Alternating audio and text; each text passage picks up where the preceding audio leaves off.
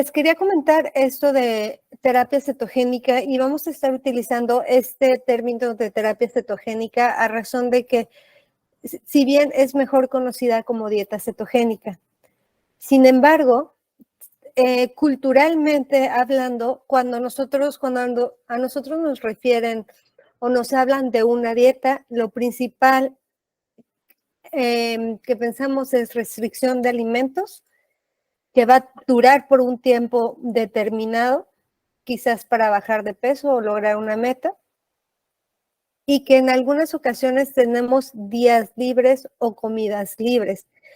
Sin embargo, en esta ocasión estamos hablando de que es un tratamiento no farmacológico reconocido por la ILAE para el manejo de epilepsia refractaria. Ustedes saben que la ILAE es la institución a cargo de que describe más acerca de que pues determina situaciones específicas en cuanto a epilepsia a nivel mundial. Bueno, se ha reportado su uso con éxito y efectividad desde 1921. Estamos hablando que esta descripción es desde hace un siglo y es utilizada y algo que quiero que ustedes sepan es que la dieta cetogénica utiliza como fuente principal la grasa para entonces que exista la producción de cuerpos cetónicos. Por eso se llama terapia cetogénica. Entonces, nuestra fuente principal aquí no van a ser los hidratos de carbono como normalmente o los azúcares como normalmente ocurre en casi todos los tratamientos dietéticos, sino va a ser la grasa. Por lo tanto, es considerada una terapia metabólica, que esa es la parte, la piedra angular. ¿Por qué? Porque la respuesta metabólica va a hacer que disminuyan las crisis convulsivas.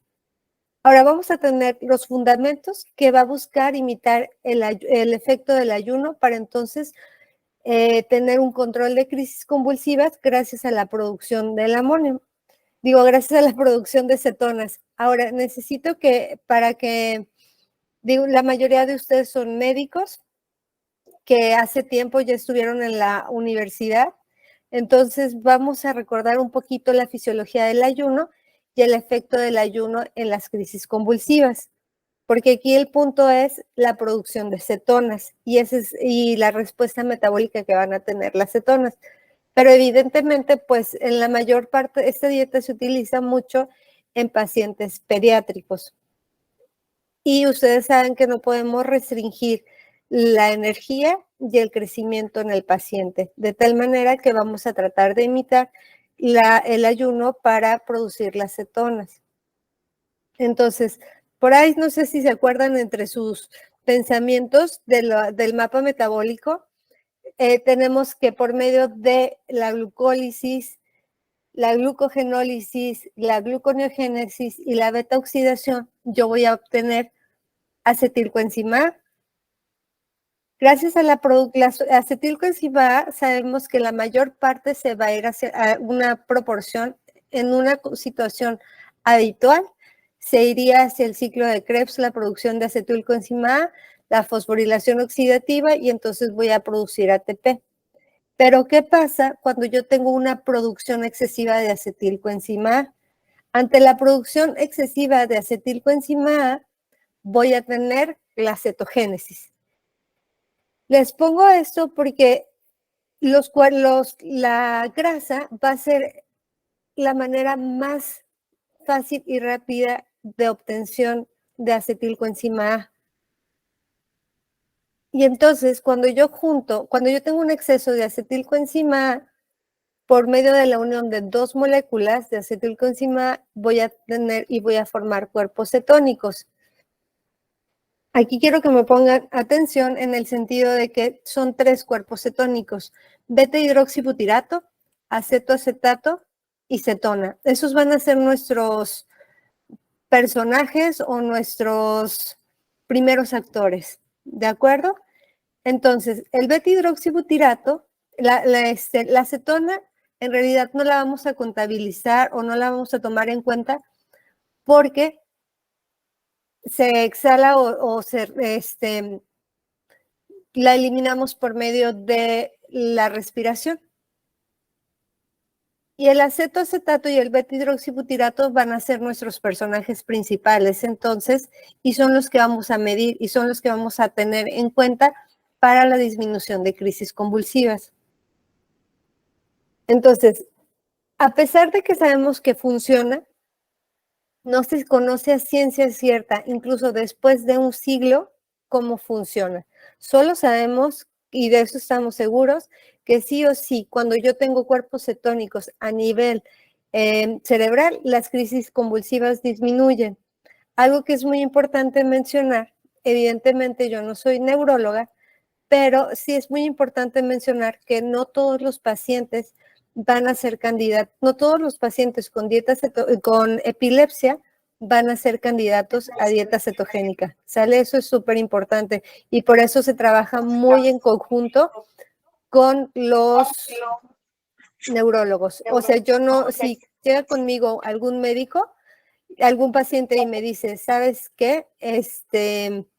Mi hijo tiene crisis convulsivas, dale una dieta cetogénica.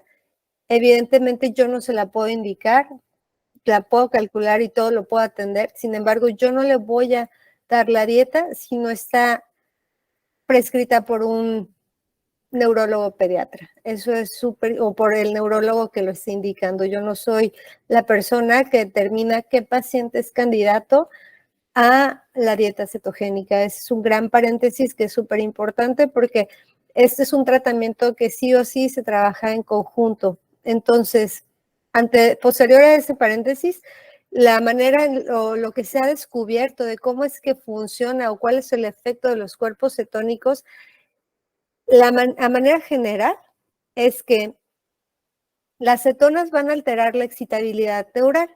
Simplemente con el hecho de tener una restricción de glucosa cerebral, disminuye la concentración de ATP intracerebral y hay una disminución, se ha visto que contribuye a la disminución de esta hiperexcitabilidad que tenemos ante una crisis convulsiva. También se ha visto que la cetogénesis va a disminuir la transmisión de glutamato a aspartato y también va a mejorar la síntesis y resíntesis de GABA y de glutamina. Recordando pues que el glutamato es un neurotransmisor excitatorio y que GABA es un neurotransmisor inhibitorio.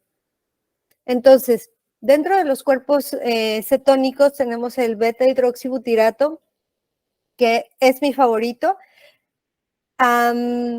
porque es el que se ha visto que en realidad tiene mayor impacto a nivel de la disminución de crisis convulsivas.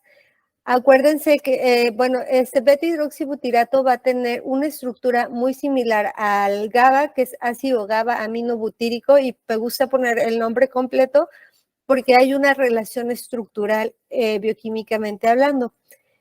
Se ha visto que inhibe la expresión de GABA transaminasa de tal manera que es la responsable de degradar GABA en los astrocitos, por lo que se considera que la vida útil de GABA va a ser mayor y también va a incrementar la síntesis de GABA.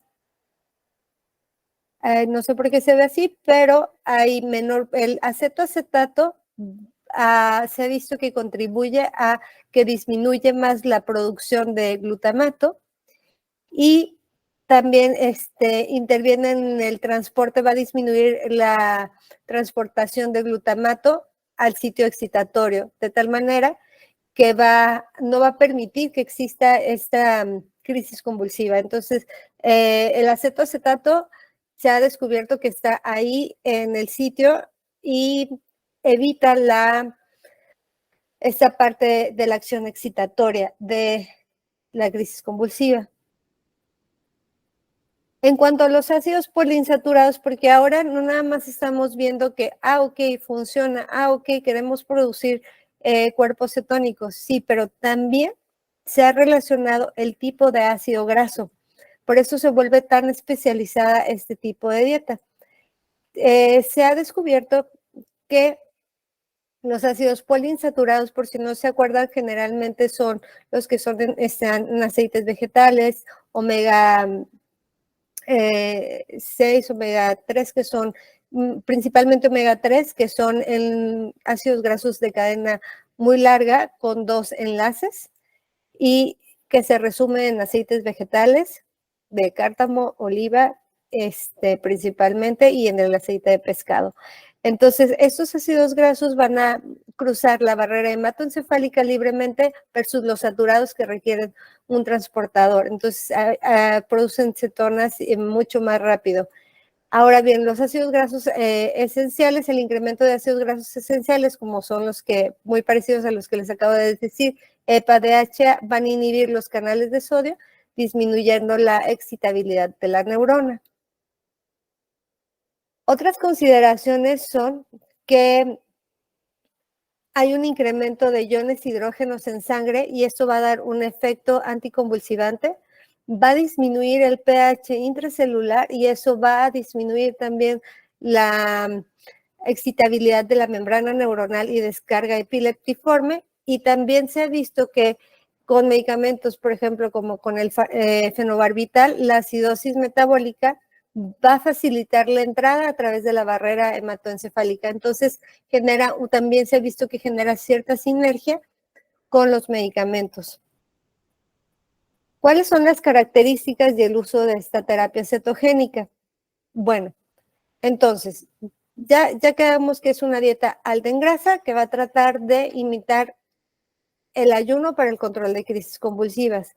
Nuestro objetivo va a ser producir cuerpos cetónicos entre o cetonas pues en orina entre 80 y 160 miligramos sobre decilitro, o dicho también de otro modo, 2 cruces en el examen general de orina, o también, como les digo, a los pacientes, porque se les enseña a los pacientes a medir cetonas, donde nos aparezca una cetosis moderada, o ya que no esté tan rosita la tira, es porque les enseñamos. Hay que tener mucho cuidado en cuanto a enseñarles cómo medir las cetonas en orina a los pacientes. Y si bien lo que mide la orina es acetoacetato, y en sangre lo que se mide es el beta-hidroxibutirato. Por eso se aconseja más medir las cetonas en sangre. Afortunadamente, ya hay monitores de cetona en sangre que se utilizan como si fueran, que son capilares, y lo ideal es que estemos entre 3 a 5 miliosmoles por litro. Entonces, por lo tanto, las características principales va a ser esta, que es elevada en grasa, baja en hidratos de carbono, pero ojo, es adecuada en energía y es adecuada en proteínas. ¿Por qué es importante decir esto? Porque principalmente nuestros pacientes son pediátricos. Entonces, si yo quiero producir cetonas por una deficiencia de energía, ok, sí, van a disminuir las crisis convulsivas, pero voy a poner en riesgo el estado nutricional de mi paciente. Y 2, si yo doy una dieta cetogénica, hiperproteica, que es la que normalmente le suelen dar a los pacientes obesos que dicen, estoy en dieta keto, esa es la dieta keto, es una dieta cetogénica, hiperproteica e hipocalórica, y el resultado va a ser, el riñón se va a forzar más, podemos tener alteración en la talla de nuestro paciente, en la curva de crecimiento de nuestro paciente y en el peso de nuestro paciente. Entonces es súper importante una valoración nutricional en la cual yo tome en cuenta el requerimiento del paciente. Les cuento, no solo es dieta cetogénica, les cuento, hay 4 principales tipos de dieta cetogénica y sus variantes, y como se vuelve tan estricta en ocasiones, es deficiente en algunos micronutrientes. Entonces la vamos a clasificar en dieta cetogénica clásica, que se le llama 4-1, 3-1 y clásica de triglicéridos de cadena media. Clásicas modificadas, que son 2-1 y 1-1. Y las modificadas, que se les llaman índice glucémico bajo y Atkins modificada. Todas estas dietas nos van a generar cuerpos cetónicos. La diferencia va a ser la cantidad de grasa que tienen ¿Y con qué velocidad y rapidez se producen las cetonas? Y antes, los protocolos actualmente han cambiado mucho. Antes se sometía en ayuno al paciente y se hospitalizaba. Ya ahorita no se recomienda eso porque dependiendo pues mucho del equipo médico, pero lo que sí está súper determinado es no someter en ayuno al paciente, no restringir el aporte calórico y no restringir los líquidos. Es mejor que se vaya adaptando metabólicamente poco a poco. Entonces, las tradicionales 3-1, 4-1, se las pongo de manera general aquí. La 4-1, ahorita van a ver que estamos hablando que el 90% de lo que come el paciente es grasa. Y la de triglicéridos de cadena media es distinta porque nos permite bajar este porcentaje al 73%. Ale, ¿de dónde sale este 4-1, este 3-1, este 2-1? Bueno, ahorita les platico. Existe un término que se llama potencial cetogénico. El potencial cetogénico también es conocido, es la capacidad que tiene mi dieta para producir cetonas. Entonces, cuando yo estoy hablando de una dieta cetogénica 4-1, estoy hablando que eso es mi potencial cetogénico, que también se conoce como rango cetogénica, razón cetogena, relación cetogénica o cociente cetogénico, versus lo que no es cetogénico. Quiere decir que una dieta cetogénica clásica voy a tener un potencial cetogénico de 4 gramos de lípidos por 1 gramo de hidratos de carbono más proteína. Por eso se vuelve del 90% de lípidos. Y así va, ¿no? 4-1, tengo 4 gramos de lípido por 1 de azúcar con proteína, hasta que bajo a 1-1, que es 1 gramo de lípido por 1 gramo de hidrato de carbono y proteínas. Para que más o menos se den una idea, la población mexicana, ustedes, yo, manejamos un potencial cetogénico de 0.2 a 0.3 gramos de lípidos por 1 gramo de hidrato de carbono con proteína. Dicho de otro modo, es que el mexicano maneja un porcentaje de grasa que va del 25 al 35% de grasa. ¿Cómo vamos a seleccionar este tipo de dietas o cuál le voy a dar, la 4-1, la 3-1? Va a depender mucho y se va a determinar de acuerdo al equipo multidisciplinario, va a depender mucho del diagnóstico del paciente, de la edad y de la vía de administración que se le ofrezca. Y muchas veces, por ejemplo, el paciente es candidato, a mi neuro me dice, Ale, necesitamos una dieta cetogénica 3-1 para él. Pero espera, los hábitos alimenticios del paciente, el estilo de vida del paciente, la dinámica familiar del paciente, los gustos del paciente, no nos dan para ofrecerle una 3-1 porque hay que ir educando al paciente. Entonces, por eso se trabaja mucho en conjunto. Sí puede ser candidato a una 3-1, pero quizás el paciente, por la dinámica familiar en donde convive, a lo mucho podemos llegar de un inicio a una 1-1. Pero esa 1-1 va a tener éxito. No tiene sentido que yo le calcule una 3-1 cuando quizás solo la haga una semana sin conocer cuáles son los resultados. Por eso muchas veces tenemos mucha baja de continuidad de este tratamiento porque se trata de imponer de un momento a otro y no es posible. Entonces, para que ustedes se den una idea cómo se ve una dieta cetogénica 4-1, 1-1, perdón, este es una 1-1, ojo, es un menú para niños, no necesariamente se les tiene que antojar a ustedes. Entonces, por ejemplo, aquí tenemos pasta con queso Gouda, fruta. Quiero que se den cuenta de esto. Puede llevar fruta, que suele ser de índice glucémico bajo, quiere decir que la absorción del azúcar que contiene esta fruta es de muy lenta absorción y que quizás esta fruta en su volumen total tiene muy poca cantidad de azúcar versus otras, ¿no?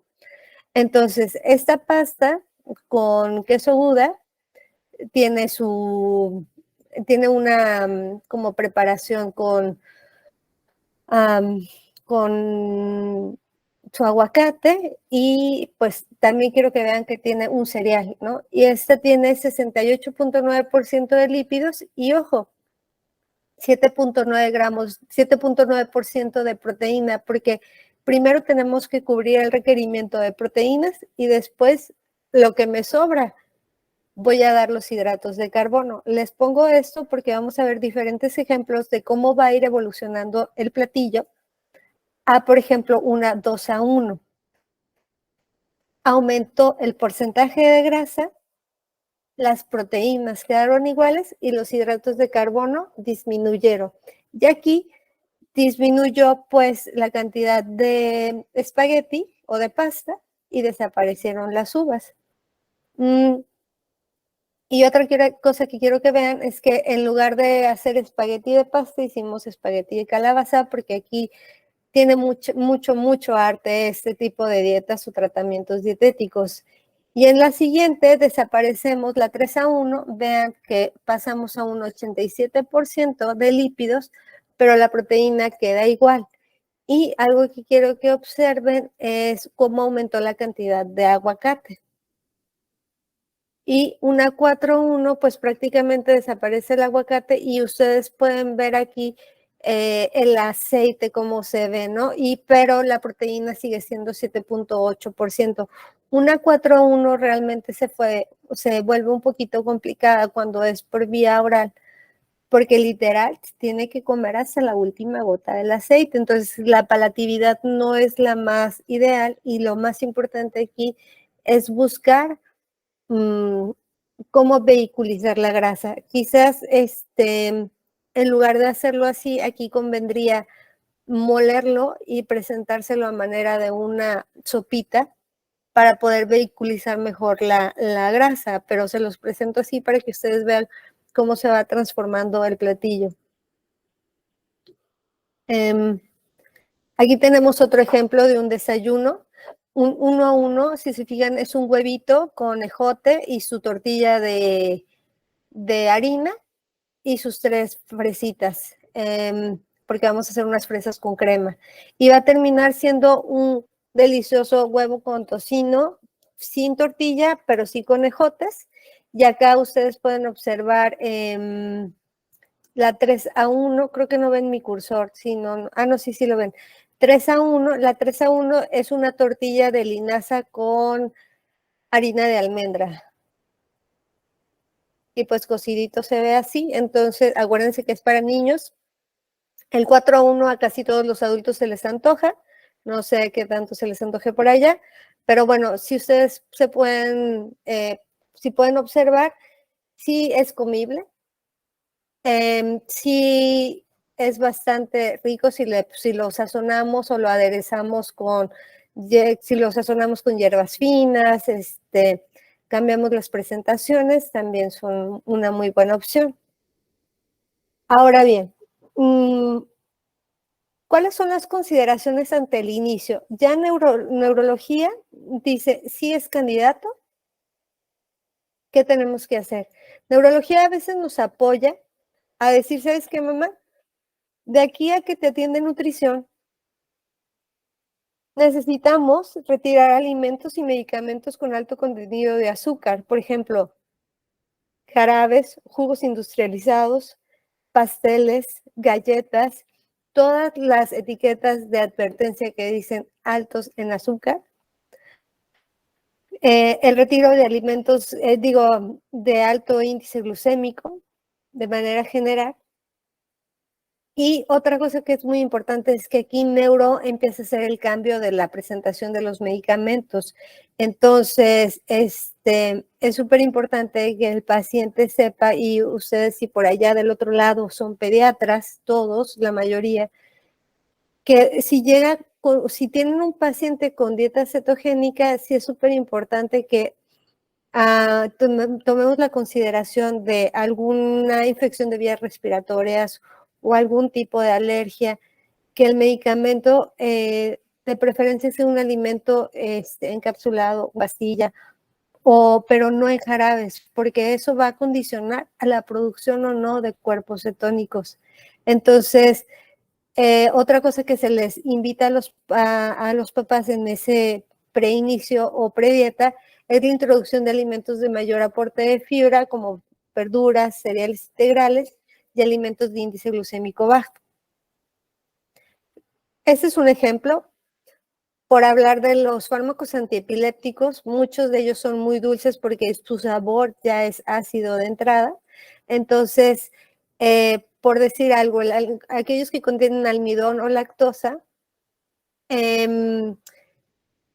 no se recomienda ofrecer más de 100 miligramos por día de estos elementos y hay que considerar el aporte total del hidrato de carbono. Y ustedes me pueden decir, Ale, hay un paciente que no puedo modificar la presentación del medicamento. ¿Qué hacemos? ¿Me lo comunican a mí?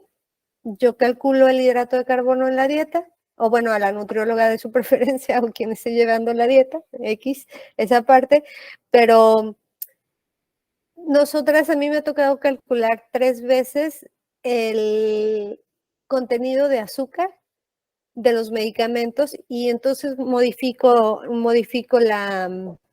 el tratamiento dietético. En una presentación de fenobarbital vamos a tener 74.5 miligramos de almidón con lactosa y 3 tabletas al día nos van a proporcionar 0.2 gramos de hidratos de carbono extra, se calculan. Y también pues yo platico mucho con los papás en relación a que si hay algún inconveniente, ellos tienen que saber que necesitamos evitar medicamentos con azúcar o derivados del sorbitol, manitol, xilitol, maltitol, maltosa, policosa, dextrosas y glucosa. Y algunas literaturas o artículos recomiendan el uso de sacarosa o sucralosa. No se recomienda actualmente en su totalidad. Actualmente me refiero a 2023, estos documentos, porque alteran la microbiota intestinal. Entonces, lo más permitido o lo más recomendado para endulzar puede ser stevia, pero la hojita, hervirla para que genere el sabor, o si no, fruto del monje, que sí llega a aportar cierta cantidad de hidratos de carbono, pero es muy mínimo. Las consideraciones en hospitalización, se sugiere evitar suspender el tratamiento. Quiere decir que no es causa de deserción o no es causa de cancelar la dieta el hecho de que esté hospitalizado el paciente. Si se van a operar en caso de utilizar un rol de soluciones, se sugiere no agregar o se solicita no agregar ningún tipo de carga de glucosa.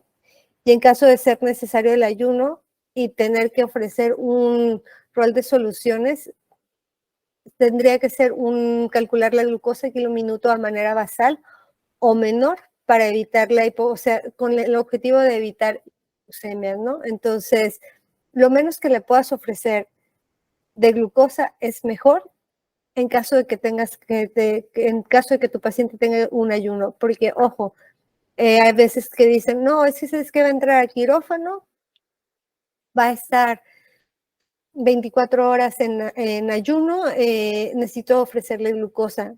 Hay que tener cierto cuidado porque acuérdense que la injuria como tal o el trauma como tal va a elevar la glucosa de manera endógena. Entonces, no se preocupen por la hipoglucemia. Y si les angustia, una glucosa basal y estar monitorizando. Pero no es razón de suspender el tratamiento. Al ser una dieta tan estricta, puedo llegar a tener mala absorción de algunos micronutrientes y puedo llegar a tener deficiencia de algunos otros micronutrientes. Entonces, se ha recomendado estar al pendiente de los niveles de vitamina D y calcio y e incluso de entrada se recomienda suplementarlos porque sabes que no los va a tener o no los va a adquirir tan fácilmente. Igual que hierro, zinc y vitaminas hidrosolubles, sobre todo las del complejo B. Y se ha visto una disminución de selenio relacionado a cardiomiopatías en pacientes que utilizan este tipo de dietas durante más de 12 meses. Igual el magnesio se ha visto un déficit a los 12 meses. Depende mucho del cociente cetogénico que se esté manejando. Dentro de los efectos adversos, y es algo que se les platica a los papás, así como cada medicamento tiene su efecto adverso, este tratamiento también tiene su efecto adverso y hay que estar al pendiente. Si hay una terapia cetogénica 4-1, puede llegar a haber acidosis metabólica, entonces hay que estar muy al pendiente. Deficiencia de carnitina a largo plazo, constipación, enfermedad por reflujo gastroesofágico. Algunos protocolos recomiendan que por el tipo de paciente que es, que muchos de ellos tienen parálisis cerebral infantil, es desde un inicio dar un protector de la bomba de ácido para no llegar al reflujo, ¿no? Pero depende mucho del equipo médico que lo esté manejando. Se ha visto detención del crecimiento, rechazo. También los niños con crisis convulsivas tienen derecho a ser picky eaters, hiperlipidemia, pancreatitis y osteoporosis. Ahora, la detención del crecimiento, la osteoporosis también puede estar relacionado al uso del resto de otros medicamentos y también por las condiciones que tiene el paciente o comorbilidades. ¿Cuáles serían los criterios, pues, realmente para suspender una dieta cetogénica? Siempre es una decisión individualizada, tiene que ser paulatina y bajo la supervisión durante 2 a 3 meses, porque algo que ocurre a veces y es un error es decir, tiene reflujo, suspéndala. Y todo el avance que estaba teniendo el paciente, pues hay un retroceso. Nosotros tuvimos un paciente en el hospital donde nos comentaba la señora, es que no le sirve la dieta, no le sirve la dieta, y entonces se les hizo muy fácil decir, suspéndala, la suspende de un día para otro, y la niña a los 5 días tiene un estatus epiléptico. Entonces la señora dijo, no, pues siempre sí le funciona, mejor siempre sí regreso a la dieta, pero era algo que no era necesario, bueno, quizás sí disminuir el cociente cetogénico, porque estamos hablando de que era una niña que tenía un cociente cetogénico 3-1, sí quizás disminuirlo y valorar si realmente es un candidato a la suspensión de la dieta cetogénica. Cuando no existe una respuesta esperada en el lapso de 3 a 6 meses, también pues se puede decir que ya no fue candidato a la dieta, pero bien hecha, o sea, con cetonas positivas en orina o en sangre. Cuando hay un verdadero seguimiento y no existe cambio de crisis convulsivas, pues definitivamente se suspende de manera paulatina.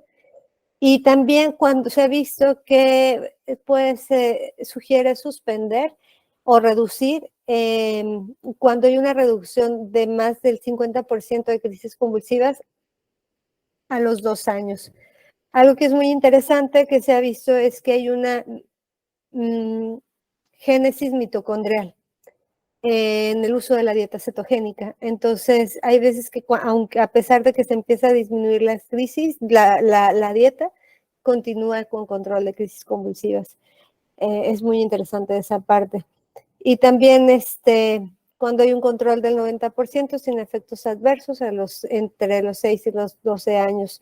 ¿Por qué digo 6 y 12 años? Porque la dieta cetogénica es un tratamiento fundamental en la deficiencia de glucosa 6-fosfatasa. Entonces, hay personas que tienen que durar o vivir pues una gran parte de su vida con este tipo de tratamiento. Y pues el consejo al decidir suspender la dieta es realizar un electroencefalograma antes de su suspensión y su evaluación previa con el equipo tratante. Contraindicaciones absolutas, si ustedes se fijan, son alteraciones metabólicas. deficiencia de piruvato de carboxilasa, citopatías mitocondriales, defectos de la beta oxidación, porque ni siquiera de ácidos grasos, porque ni siquiera podrían formar cuerpos cetónicos, o alteraciones en el metabolismo de la carnitina. Siempre me gusta cuando tengo la oportunidad de exponer acerca de esto. Es una gran amplitud de información. Entonces, estas personas que ustedes ven aquí son las que más han escrito sobre dieta cetogénica a nivel latinoamericano. La doctora Verónica Cornejo, ella es del INTA y es la que más ha descrito sobre errores innatos del metabolismo a nivel latinoamericano. Y la doctora Marisa Armeno es la que más ha descrito también. Ella es del Hospital Garrahan, que su clínica ya tiene casi la clínica de dieta cetogénica en el Hospital Garrahan, donde también tuve oportunidad de ir, creo que más de 30 años. Y la doctora Cecilia Baeza también está en Chile, que trabaja en conjunto con la doctora Verónica Cornejo. Dentro de los recursos profesionales sobre este tema hay libros muy específicos. Este es un libro escrito por el grupo del Garrahan, que viene muy específico, y también hay una sociedad internacional que es la International Neurological Ketogenic Society, porque se está estudiando acerca de no nada más el efecto de la dieta cetogénica en epilepsia. También se está utilizando para pacientes con trastornos psiquiátricos, entre ellos bipolaridad, trastornos depresivos, y también se ha visto, hay varios casos clínicos en cáncer y otras enfermedades. Entonces, se está estudiando esa parte, y ellos son los que más han descrito a nivel internacional, en específico el doctor Eric Kossoff. Casi todas las guías que ustedes van a encontrar sobre dieta cetogénica en epilepsia refractaria está escrito por ellos. Y son pues personas que a mí me gusta presentarlas para que sepan que existe una gran multitud de información acerca de este tratamiento dietético, y hay muchos recursos para los pacientes. La Charlie Foundation, Matthews Friends y el Phoenix Children's Hospital tiene una aplicación en la cual se puede traducir al español. Es de mucha ayuda para el paciente.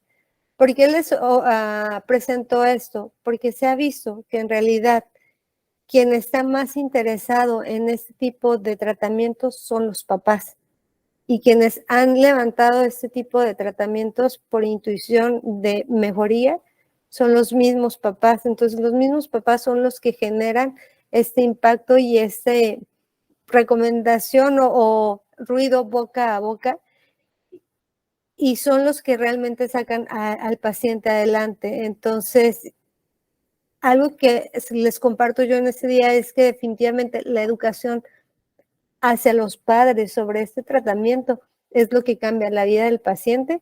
Y otra cosa que es importante que les quería comentar es que en algunos pacientes no ven mejoría en el aspecto de crisis convulsivos, pero sí en la parte cognitiva, en la función cognitiva, y es lo primero que te describen los pacientes. Lo veo más conectado. ¿Qué diferencias ve usted en su niño? Pues sí han disminuido un poquito las crisis, pero ya tengo mayor comunicación con él. Y entonces eso es pues padre.